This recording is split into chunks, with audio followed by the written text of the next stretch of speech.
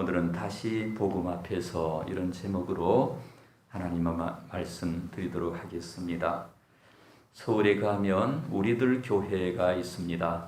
최광학 집사님이 지난 6월호 큐티지에 간증을 올렸었습니다. 제가 읽고 감동을 받아 소개합니다. 우리 최 집사님은 원래 예수를 안 믿었었어요. 중앙부처에 근무하던 공무원이셨어요.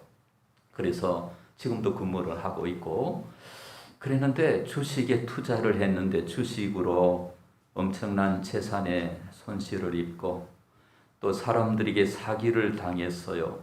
사기 당하면 얼마나 비참해집니까? 재산이 다 날아가고 너무너무 비참해서 날마다 퇴근을 하면은 술로서 인생을 달래면서 그렇게 살게 되었어요. 그러다가 교회에 나오게 되었는데 예배 열심히 참석하고 말씀으로 양육을 받게 되었습니다.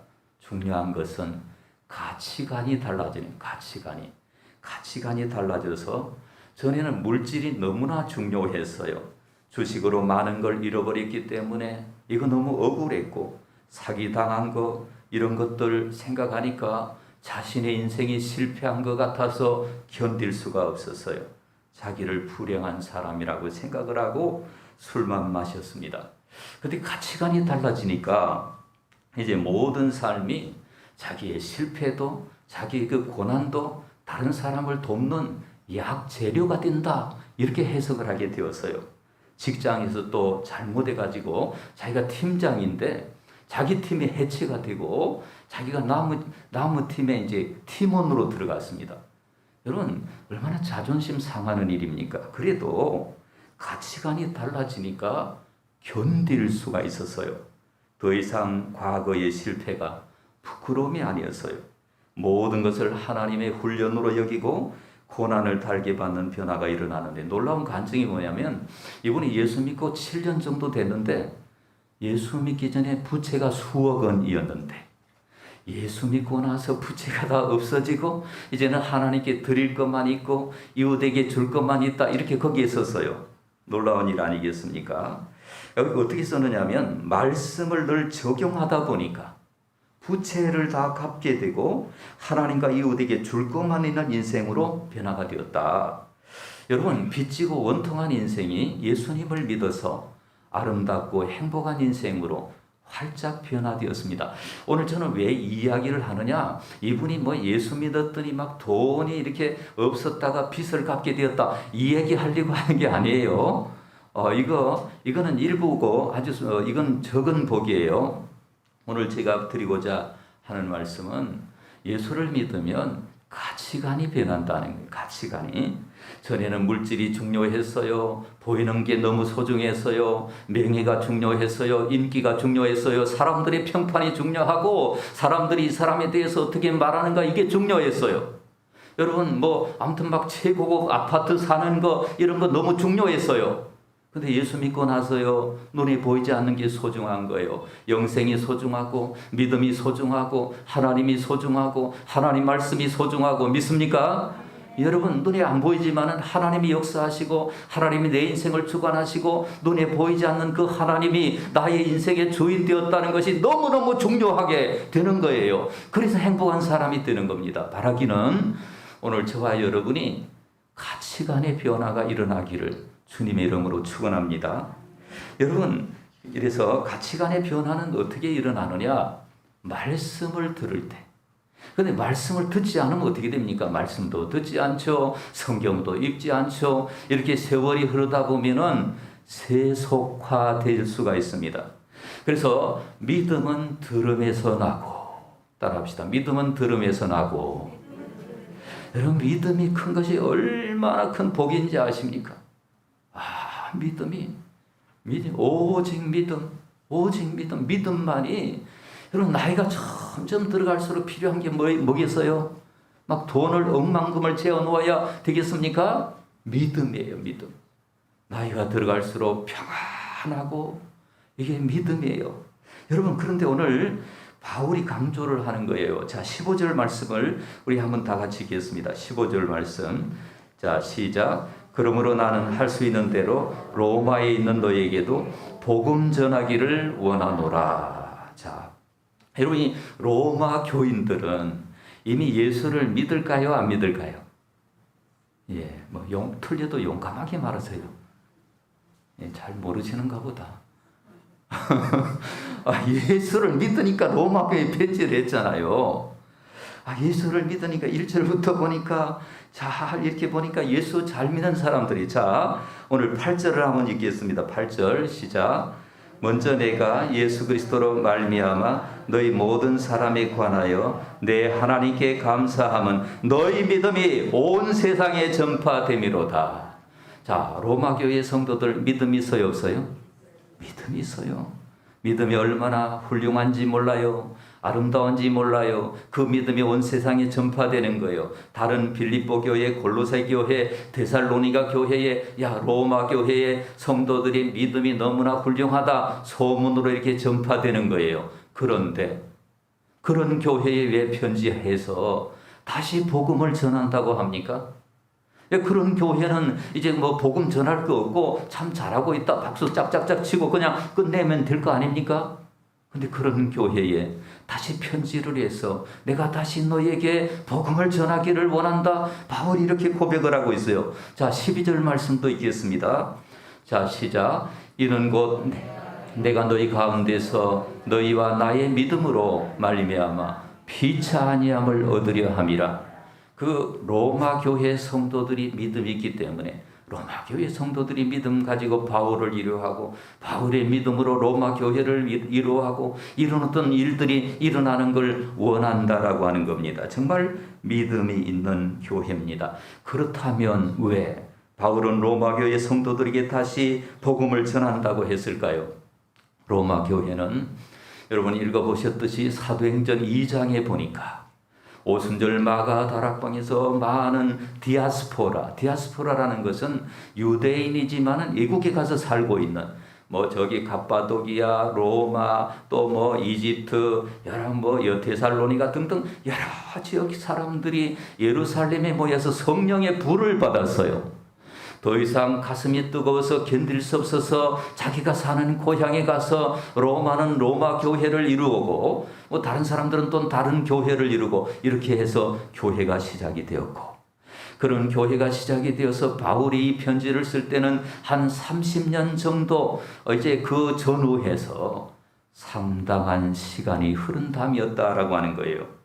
여러분, 우리가 시간이 오래되면 신앙생활을 많이 하고 좋은 습관이 생기는 장점이 있습니다. 그러나 신앙생활을 오래 하다 보면 처음 믿었던 사랑과 처음 믿었던 믿음과 처음의 순수함과 처음의 열정과 처음의 하나님을 향한 그 사랑이 다 빠져나가 버리고 그냥 세상에 그냥 동화되고 이렇게 되기가 얼마나 쉬운지 몰라요.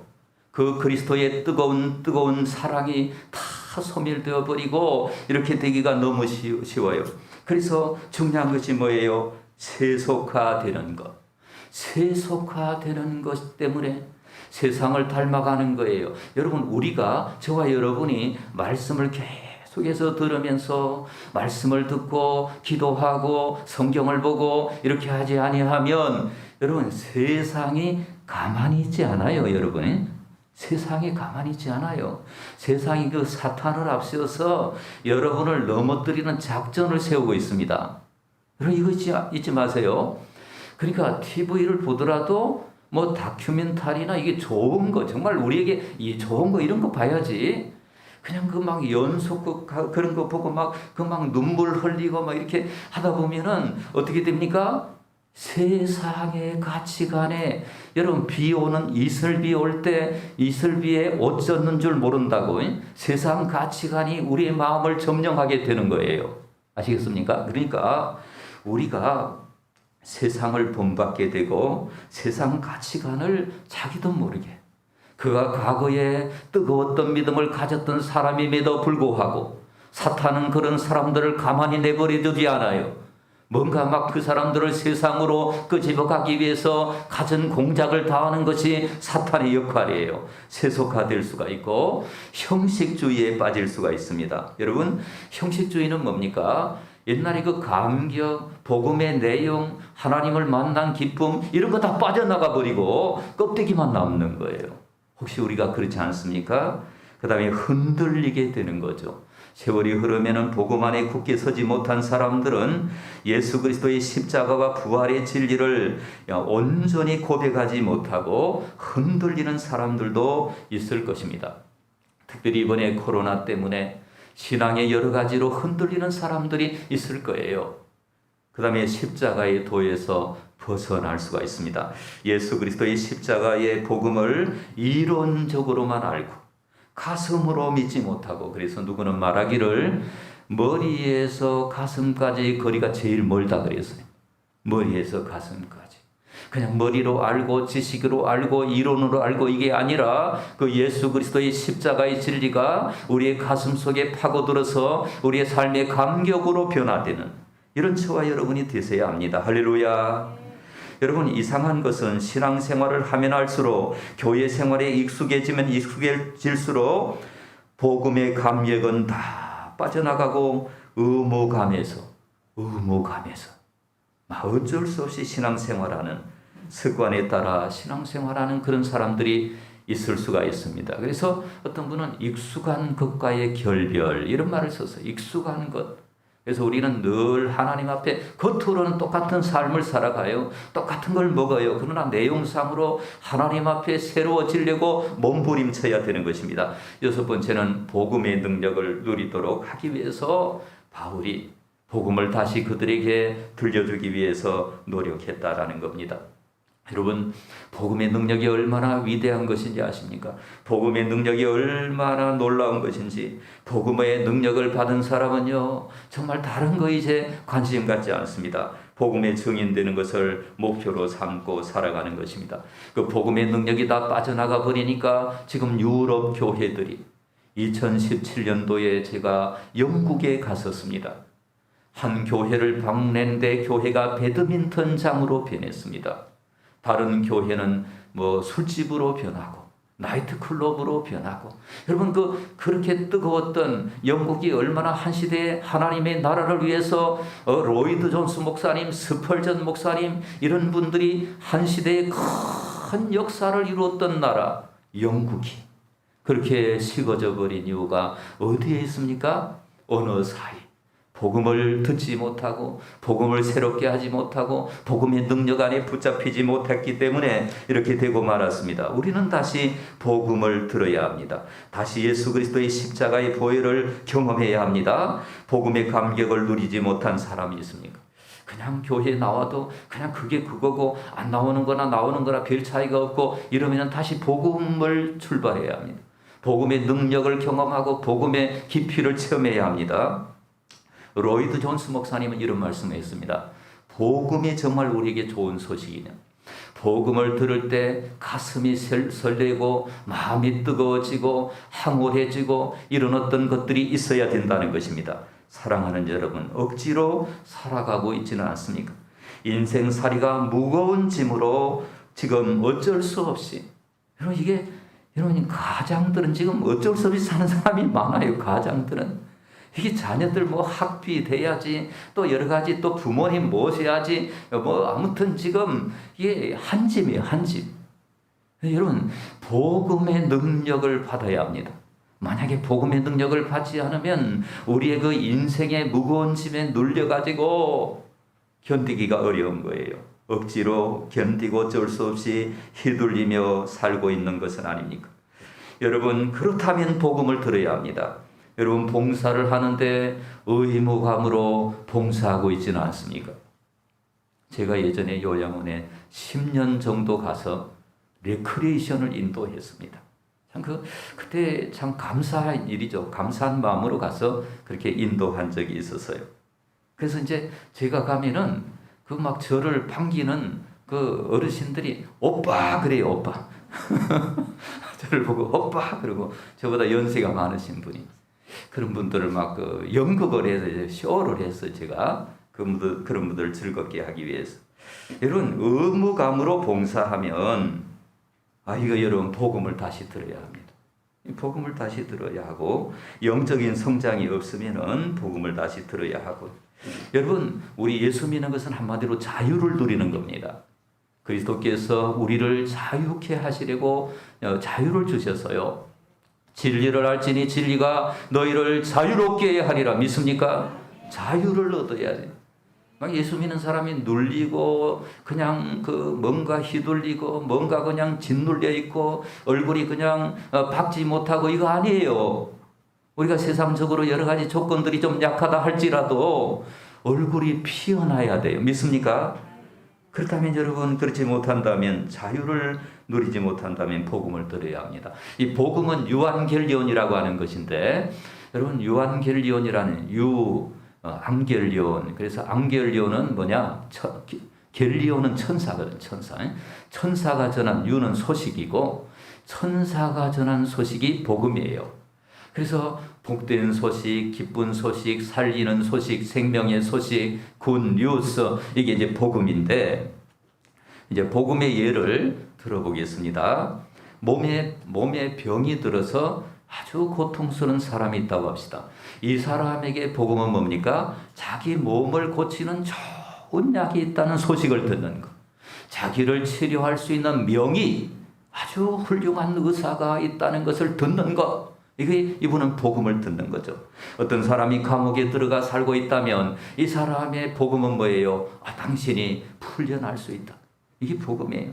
기업을 하다가 자금난에 허덕이고 그냥 부채가 엄청난데 그 채권자가 와가지고 날마다 빚 독촉을 하면은 이 사람은 높은 데서 막 떨어질 것밖에 생각 안 하겠죠. 이런 사람에게 너 빚 하나도 없는 걸로 해줄게. 이게 복음이에요. 부모님이 누군지도 모르고 외국에 입양 가서 평생 소원인 자기 부모님 만나는 것인데 어느 날 전화가 왔는데 부모님을 찾을 수 있다는 그 소식, 이 복음이에요. 억울하게 살아온 사람이 한이 맺혀 있는데 한과 억울함을 해결하고 보상받을 수 있는 소식, 복음이에요. 억압당하고 착취당하고 눌리던 사람이 자유와 해방의 소식을 들었다면 복음이에요. 외롭고 소외되고 친구도 없이 살던 사람이 외로움을 이길 친구가 나타났다면 복음이에요. 요즘에 청년 실업시대죠. 청년들에게 시험을 쳤는데 그 회사에서, 좋은 회사에서 당신과 함께 일하고 싶습니다. 전화가 왔어요. 이게 그 청년에게 뭐예요? 복음이에요. 스트레스가 많다 그러죠. 스트레스를 해결할 수 있는 길이 있다면 이것이 복음이에요. 그러나 여러분, 바울이 전해주고 싶은 것은 이것만이 아니에요. 이것보다도 훨씬 더 근본적이고 훨씬 더 본질적인 그런 문제를 바울이 해결해주고 싶은 거예요. 오늘 이 이야기는 개인적인 복음이에요. 바울이 전해주고 싶은 것은 훨씬 더 영속적이고 훨씬 더 본연의 일들을 해결해주기 위해서 오늘 복음을 전하고 싶어하는 거예요. 그럼 바울이 다시 전하려는 복음이 무엇인가? 첫째로 따라합시다. 죄 문제가 해결되는 소식. 로마서 3장 23절과 24절을 읽겠습니다. 시작. 모든 사람이 죄를 범하였음에 하나님의 영광에 이르지 못하더니 그리스도 예수 안에 있는 속량으로 말미암아 하나님의 은혜로 값없이 의롭다 하심을 얻은 자 되었느니라. 자, 속량은 뭘까요? 값을 치른다는 거예요. 예수님이 대속해 주심으로, 예수님이 십자가를 져 주심으로, 예수님이 그 피값으로 우리의 죄값을 다 치르고 너는 이제 죄 없는 사람이 된다. 누가? 믿는 자들에게. 모든 사람은 다 죄를 범했기 때문에, 그러나 믿는 그리스도 예수 안에 있는 예수님을 구주로 모시고 예수님을 내 인생의 주인으로 모시는 사람에게 속량의 은혜. 무슨 은혜? 속량의 은혜. 여러분, 이런 은혜가 있기를 주의 이름으로 축원합니다. 먼저 우리가 알아야 할 것은 우리의 죄의 심각성을 알아야 합니다. 여러분, 성경이 죄인이라고 말하니까 나 그 죄인이지. 이거 아니에요. 이거 아니에요. 정말 그 죄라고 하는 실체를 우리가 발견할 수 있어야 됩니다. 여러분, TV를 보면서 우리가 가슴을 쓸어내리죠. 참 인간이 죄인이구나. 어떻게 저렇게 악할 수 있을까? 어떻게 저렇게 생명을 함부로 해칠 수 있을까? 죄인이니까 그래, 죄인이니까. 근데 그 사람만 그렇게 죄인이 아니고, 여러분, 우리도 그와 비슷한 여건에 들어가면 우리도 죄를 지을 수 있다? 없다? 지을 수 있다. 이게 성경이 말하는 인간관이에요. 인간관이 분명하게 되어야 합니다. 그래야 이 죄 문제를 해결하는 거예요. 여러분, 죄 문제를 해결하는 것이 가장 시급한 문제예요. 취직하는 문제도 급한 문제고, 공부하는 것도 급한 문제고, 자녀의 미래가 열리는 것도 급한 문제고, 질병을 고침받는 것도 급한 문제지만은 그것보다 더 급한 문제는 뭘까요? 죄의 문제가 해결되고 하나님과 관계가 회복이 되고 하나님 능력을 경험하는 사람이 되는 저와 여러분 되시기를 축복합니다. 억울함 해결하는 것, 스트레스 해결하는 것 중요해요. 그러나 그것보다도 더 근원적이고 근본적인 문제는 하나님과 나 사이의 죄의 문제를 해결하는 거예요. 여러분, 죄의 문제. 여러분, 나는 죄인이구나. 죄인 중 괴수구나. 그런데 나를 위해 예수님이 십자가가 필요했구나. 나 때문에 예수님께서 십자가에서 피 흘리셨구나. 이것을 절실히 깨닫고 예수님 십자가를 내 것으로 만들어야 돼요. 여러분, 인간이 불행한 이유가 뭔지 아십니까? 돈이 없어서 불행한 게 아니에요. 죄 때문에 불행한 거예요. 죄 때문에 지옥에 가는 거예요. 죄 때문에 마귀에게 끌려가고 죄 때문에 죽음이 오는 거예요. 그러니까 이 죄의 문제를 박살내야 합니다. 죄의 문제를 없애야 됩니다. 믿습니까? 이거를 해결해야 됩니다. 이 죄의 문제가 해결이 안 되면 하나님을 만날 수가 없어요. 하나님은 다른 거 안 보거든요. 오직 죄의 문제가 해결됐느냐, 해결 안 됐느냐, 이것만 보시는 거예요. 이것만. 그러면 우리가 하나님 앞에 나아갈 때 하나님, 나의 지난날의 죄들을 주의 보혈로 씻어 주십시오 라고 기도하면서 하나님 앞에 나아갈 수 있기를 바랍니다.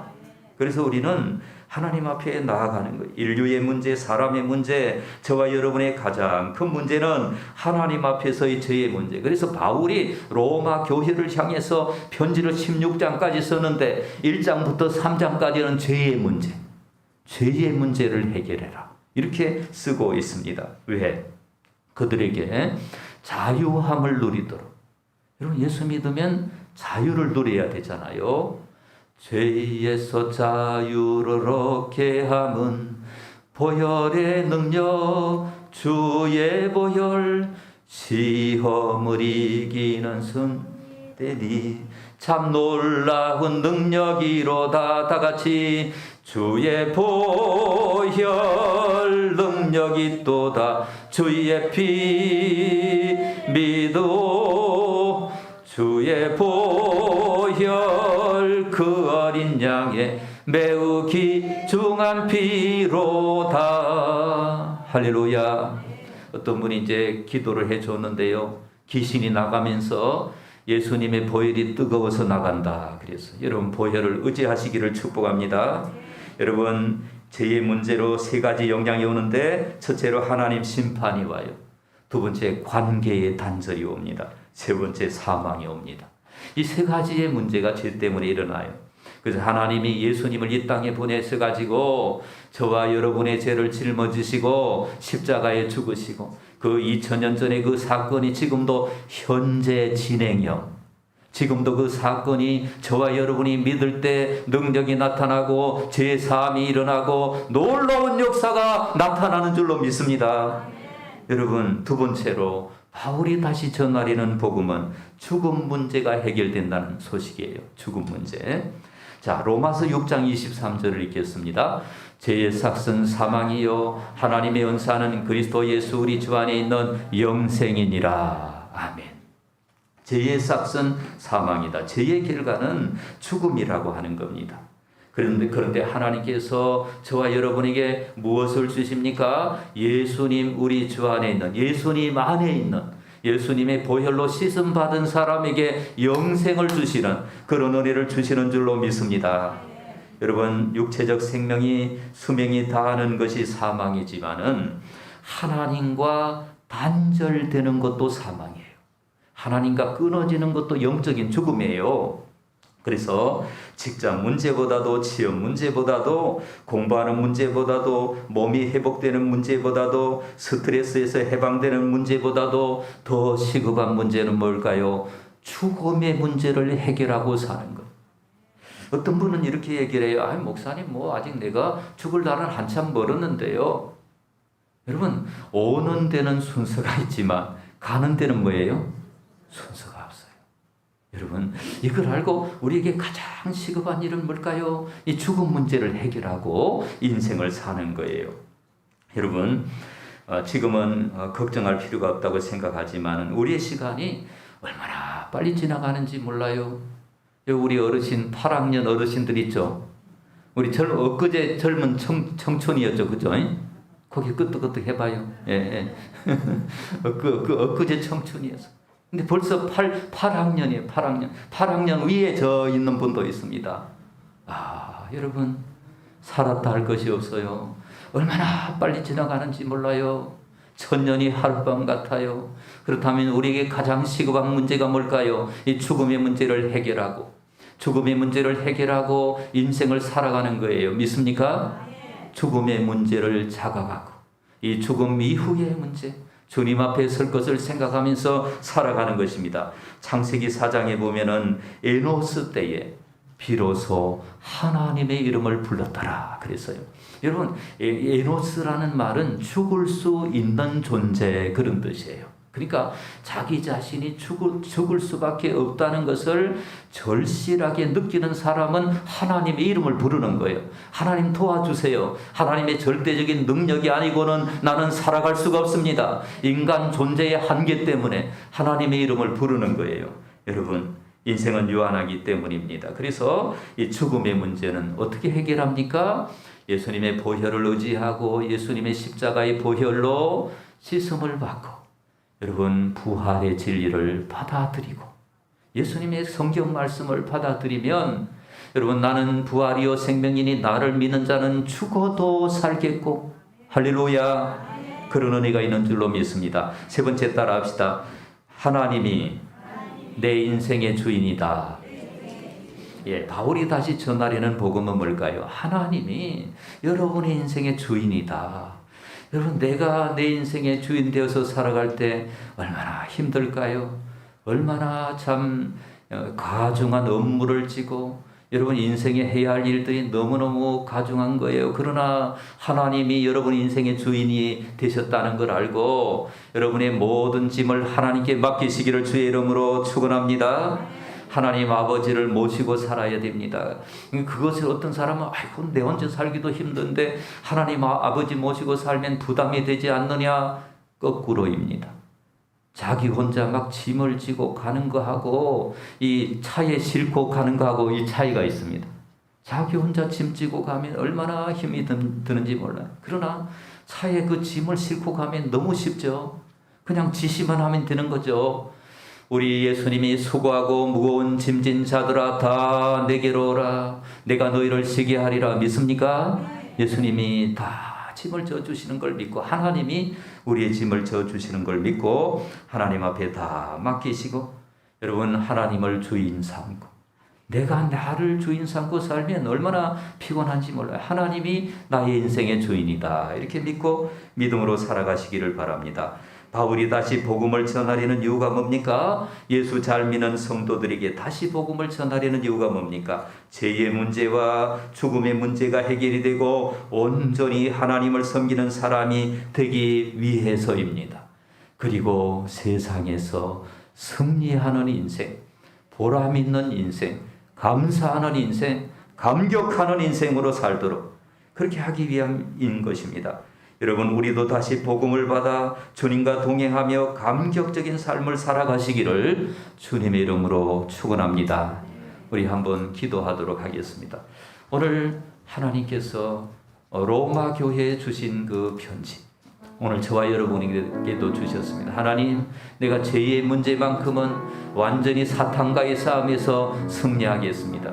내가 죽음의 문제를 해결하고 죽음 이후에 저 하늘나라를 바라보는 소망을 가지고 이 세상을 살겠습니다. 하나님 도와주십시오. 이 시간 우리 1분만 기도하도록 하겠습니다. 주님 사랑합니다. 하나님 함께 하시고 하나님의 나라를 구하는 아버지 이종이 되게 하여 주시기를 간절히 원합니다. 성령님 저에게 함께 하시고 하나님의 뜻이 이루어지게 하시옵소서. 이 죽음의 문제가 온전히 해결되어지는 것, 죄의 문제가 해결되어지는 것, 아버지 주님 함께하여 주십시오. 하나님 도와주십시오. 우리 모두에게 성령을 아버지 부어주시고 하나님 같이 하여 주시기를 원합니다. 아버지 주님 도와주십시오. 아버지 저걸 아시는 주님 문제를 해결하고 하나님 앞에 다시 복음 앞에 다시 말씀 앞에 다시 진리 앞에 서게 하시고 자신을 쳐서 복종시키게 하여 주십시오. 주님을 온전히 모시고 살게 하시옵소서. 예수님 이름으로 기도드립니다. 아멘. 사랑의 하나님, 오늘도 바울을 통하여 다시 복음 앞에 다시 말씀 앞에 다시 진리 앞에 우리를 세워주시니 감사드립니다. 우리가 죄의 문제를 온전히 해결하기를 원합니다. 예수님의 보혈을 의지하기 원합니다. 날마다 과거의 죄를 주님 앞에 다 맡겨버리고 하나님의 그 용서하심과 사유하심을 받아 참된 자유함을 누리고 아버지 미래의 소망을 가지고 죽음 이후의 부활의 소망을 가지고 현재의 고난을 극복하는 우리 모두가 되게 하시옵소서. 예수님 이름으로 기도드립니다. 아멘.